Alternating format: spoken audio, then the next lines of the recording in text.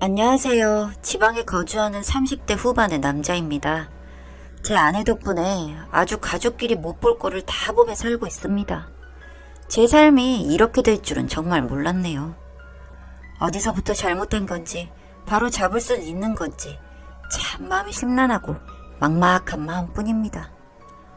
연애 시절부터 결혼 생활 초기까지는 정말 평범한 아내였습니다. 원체 말수도 적고 내성적인 성격을 가진 탓에 직장 생활을 하면서도 출근 후에 집으로 곧장 와서 친구도 별로 없고 인간관계가 단조로웠습니다. 그런 아내가 아이를 계획하면서 직장을 그만두게 되면서부터 바뀌었습니다. 결혼하고 2년까지는 서로 아이 생각도 없었고 아이가 없다 보니 여유로운 생활이 가능해져서 딱히 아기를 원하지 않았는데요. 그러다 아내가 30대 중반이 되어가면서 아기를 가지고 싶어도 가질 수 없을지도 모른다는 생각이 들어 저에게 가족 계획을 묻더군요. 저는 아이가 태어나면서 많은 부분을 포기해야 하고 지금보다 어려워질 수 있는 형편을 이야기하면서 반대를 했었지만 아내는 그래도 우리를 닮은 아이가 있었으면 좋겠다는 말을 해서 결국 저희는 아이를 가지기로 했습니다. 마음만 먹으면 쉽게 가질 수 있을 거라 생각했었는데 아이는 쉽게 생기지가 않더군요. 저도 1년쯤이 지나자 조급해져서 아내에게 직장도 그만두게 하고 몸도 마음도 편안해져야 아이가 들어설 것만 같아 요가며 독서 모임이며 각종 모임을 추천해줬습니다. 다행히 얼마 지 않아 바라던 아이가 생겼고 출산까지 금이야 오기야 아내를 지극정성으로 돌봤습니다. 어렵게 생긴 만큼 지극정성으로 돌본 탓에 건강히 출산까지 이어졌고 아내도 몹시 행복해하더군요. 여기까지는 정말 저희 식구에게 아무런 문제가 없었습니다. 진짜 문제가 생긴 것은 아이가 돌을 지나면서부터였습니다. 원래 아내는 대학을 졸업하면서부터 임신 준비를 하기 전까지 한 번도 일을 쉬어본 적이 없을 정도로 일을 정말 열심히 했었습니다. 그런데 아이를 가지고 육아를 하다 보니 직장 생활을 할 적에 자기 자신의 모습이 그리웠나 봅니다. 집안일을 하는 것보다 바깥일에 대한 갈증이 커져갈 때쯤 산후조리원에서 알게 된 동갑내기 친구로부터 일을 하나 제안받게 되었습니다. 그 당시에 제게 설명할 때는 유통과 관련된 일이라고 설명했었는데 지금에서야 알고 보니 그게 아니었다는 것을 알게 되었고요. 아무튼 그 일을 시작하게 되면서 모든 게 잘못되었습니다. 처음 일을 시작할 때는 무슨 교육, 온갖 교육을 하루가 멀다 하고 듣느라 집에는 정말 잠만 자러 오더군요.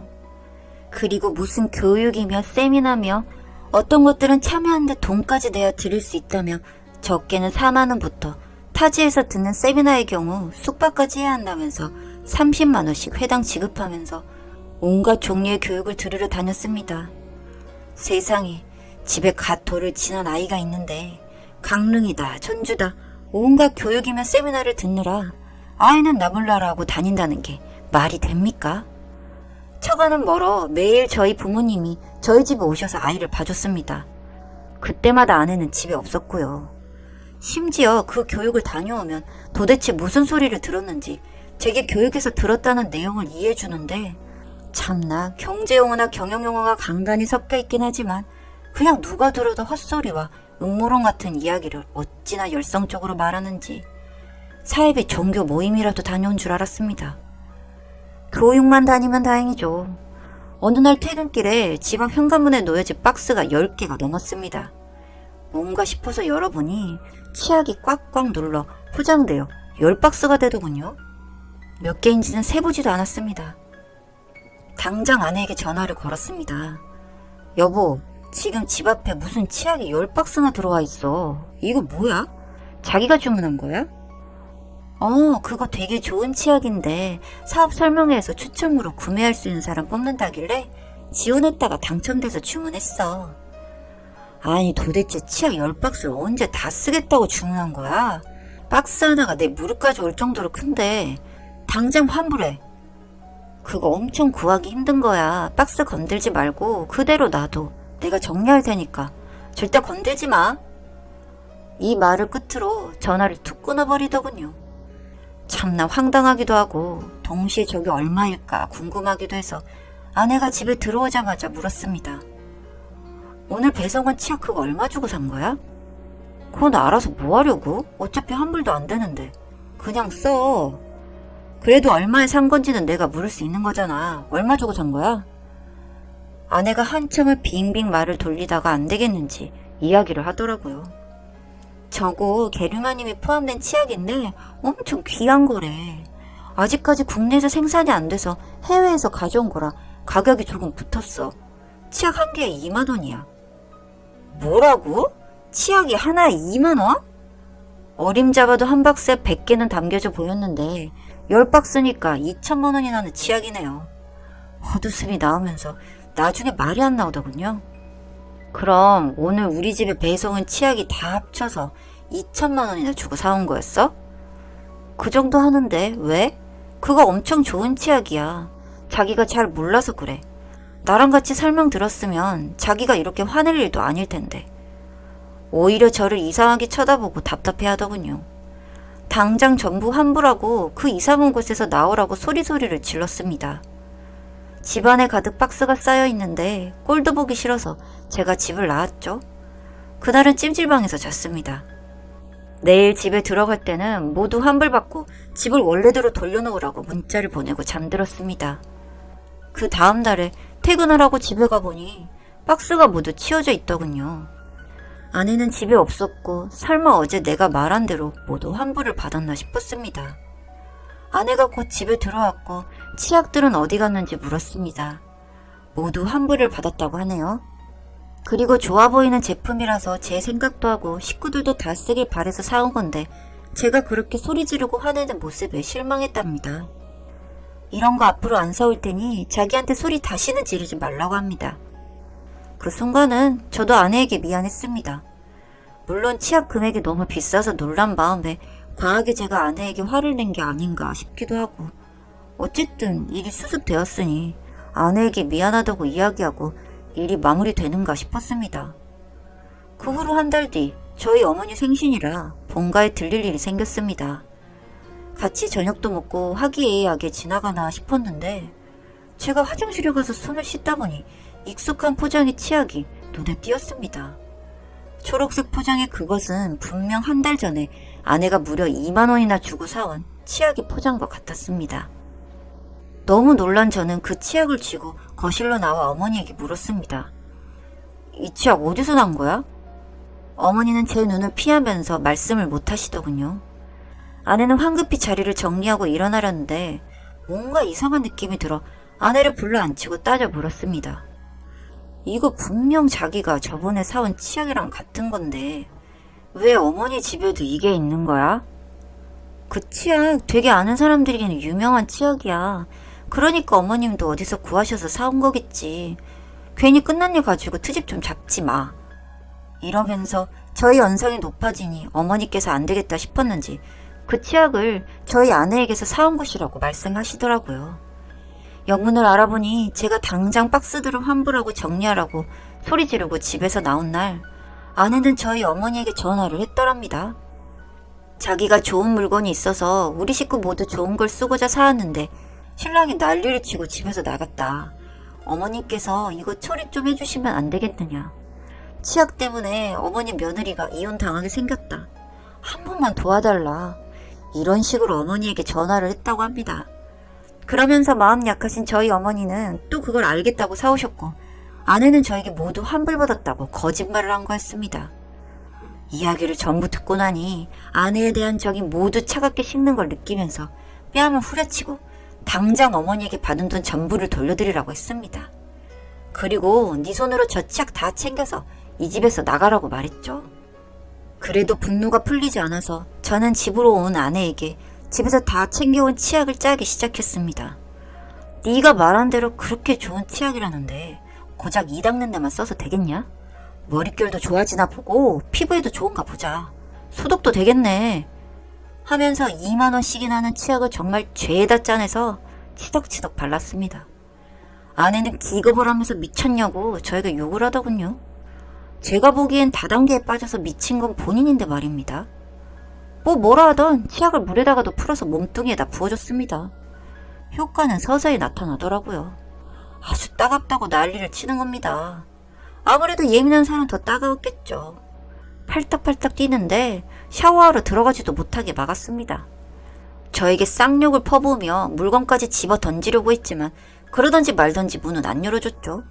그때부터 질질 짜기 시작하더군요. 전 거기서 멈추지 않았습니다.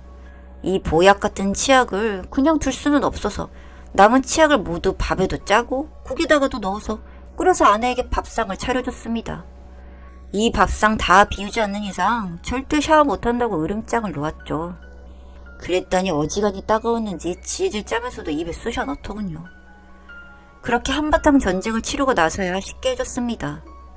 그리고 씻고 나온 아내에게 이야기를 했어요. 다단계에 빠져서 집안 거덜내고 말도 안 되는 짓 하려는 거 난 그 꼴 못 본다. 그 집 계속하고 싶으면 나랑 이혼하고 해.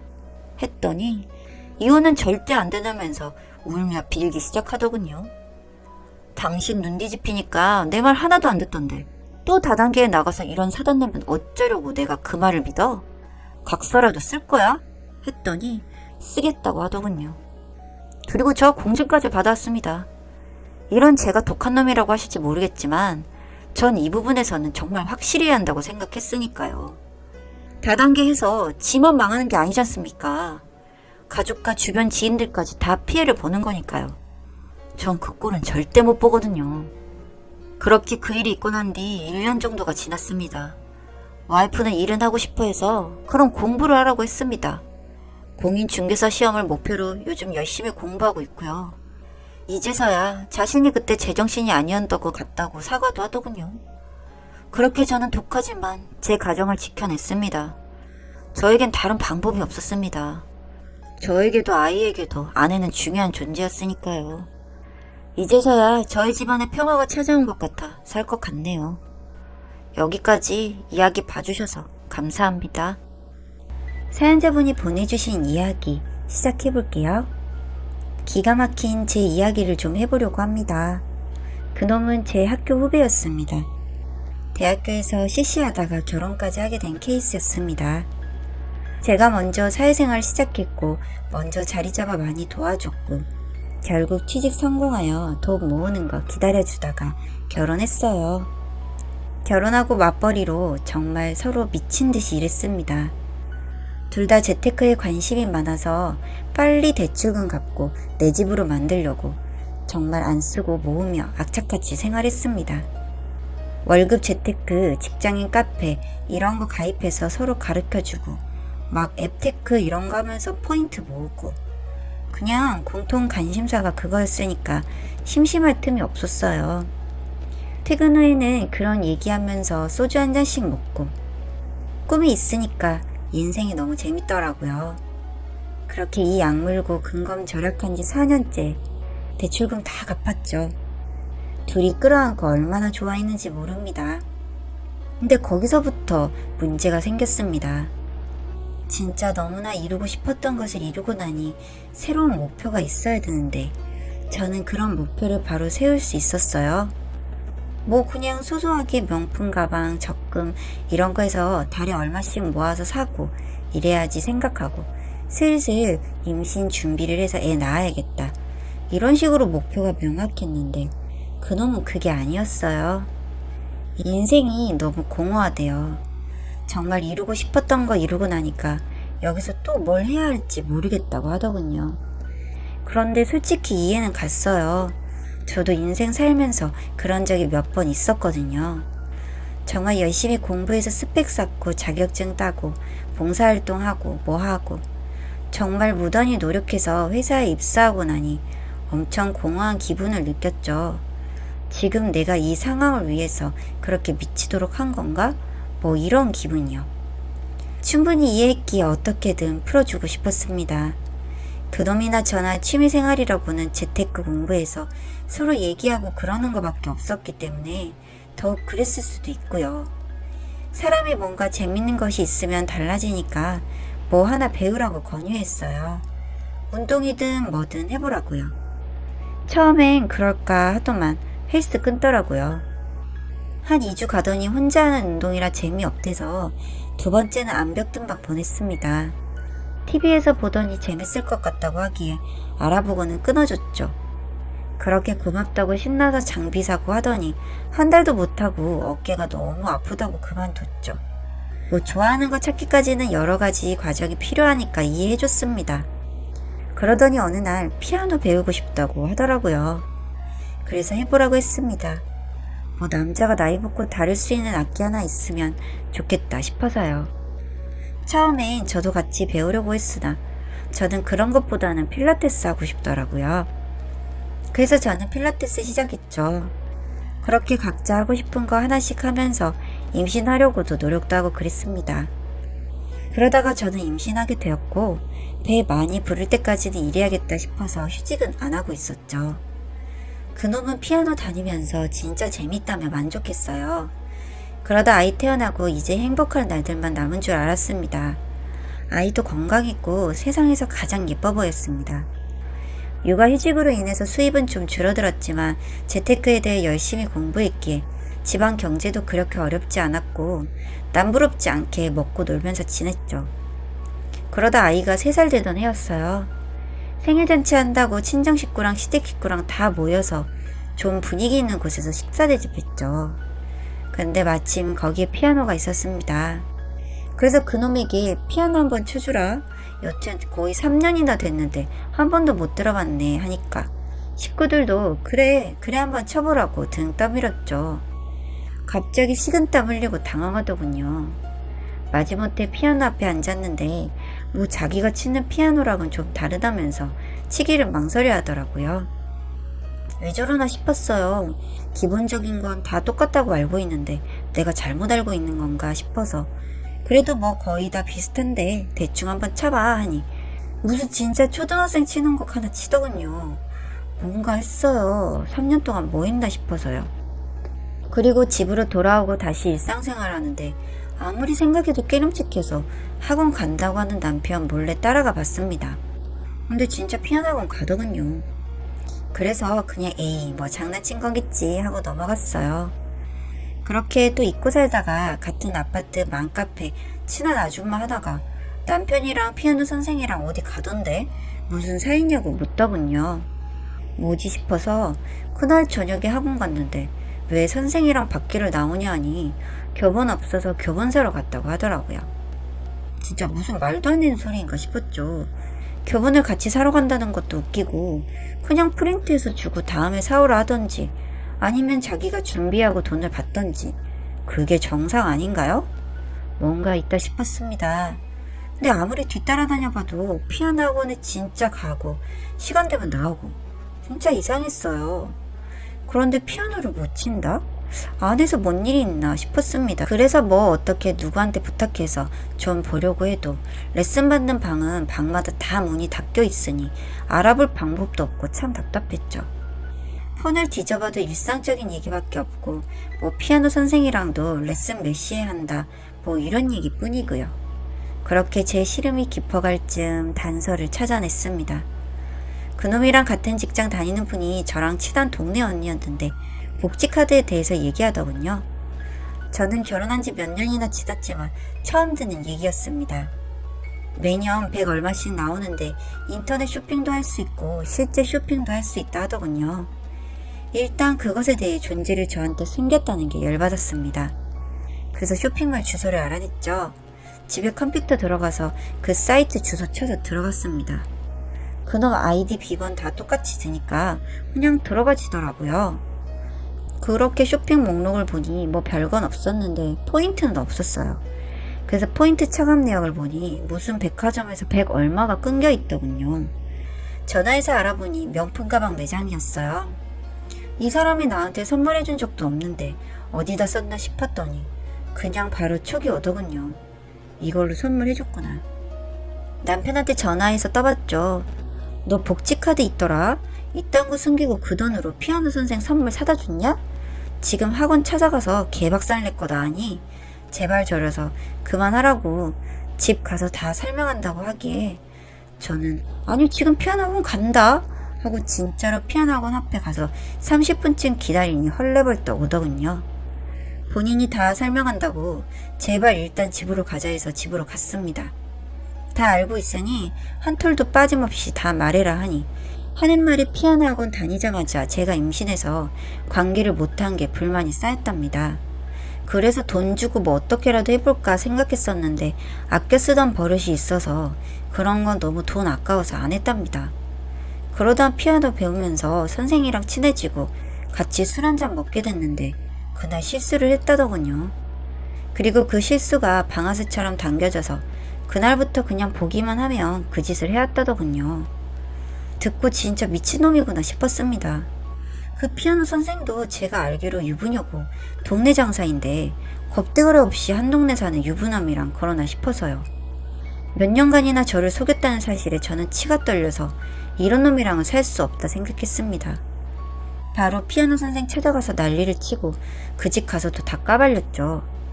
그 집 남편도 처음에는 미친 여자 취급하더니 듣고 나서는 치를 떨더군요. 그렇게 그 여자는 한순간에 다 잃어버렸죠. 더러운 년 취급당하고 동네에 다 소문나서 원생들 다 끊기고 얼굴도 못 들고 다닐 정도가 되었습니다. 결국 이혼한다고 하더군요. 소송까지 진행한다고 들었습니다. 저도 가만히 있을 순 없었죠. 진짜 바보처럼 좋아하는 거 배우고 해주고 싶어서 배려해주고 연습 좀 더 하다 온다고 하면 그러라 하고 아무 힘도 없이 풀어줬습니다. 학원이니까요. 그런 거에 대한 의심하는 것 자체가 제 성격이 아니었고요. 그런데 이렇게 뒤통수를 맞으니 정말 얼얼하더군요. 그날 아마 피아노 없는 식당에 갔다면 아직도 모르고 저는 헤헤거리고 있었을 거예요. 저도 이혼소송 준비했습니다. 진짜 몸만 내쫓고 싶어서요. 근데 법이 또 그렇지만은 않더군요. 뭐 정신적 피해보상은 할 수 있어도 재산분할을 해야 하더라고요. 아무리 외도에서 가장 파탄의 원인을 제공했대도 말이죠. 그래도 너무 유리하게 재산분할 끝내고 양육권까지 제가 가져올 수 있었습니다. 아이한텐 미안하지만 이런 파렴치한 인간이랑 한 입을 덮고 살 수는 없었습니다. 지금도 생각하면 치가 떨리는데 어떻게 평생 같이 살 수 있을까요? 선택에 후회하지 않습니다. 길다면 길고 짧다면 짧은 결혼 생활이었지만 정말 한순간도 한눈판 적 없고 어떻게 잘 살 수 있을지만 연구하며 달려왔어요. 최선을 다했으니 미련조차 안 남더군요. 그놈 이 동네에서 살지도 못해서 딴 데로 이사갔습니다. 저도 집 정리했고요. 뭐 둘이 붙어 먹으면 되겠네요. 그럴지 안 그럴지 모르겠지만 불륜 남녀 둘이서 얼마나 행복한지 꼭 지켜보려고요. 전 시댁에서는 아들도 아니라며 집에 오지 말라고 했다던데 팔은 아들로 그분이 또 언젠간 용서하겠죠. 그러거나 말거나 저는 이제 옛딸과 제 인생 살아야죠. 딸이 아직 어려 가끔 아빠를 찾고 있긴 하지만 좀 더 크고 이해를 할 수 있을 때 다 설명해 주려 합니다. 그놈 이해만 해주려다가 이 꼴 났네요. 가만히 있으니 가만히 되고요. 참지 마세요. 정말 후회합니다. 읽어주셔서 감사합니다.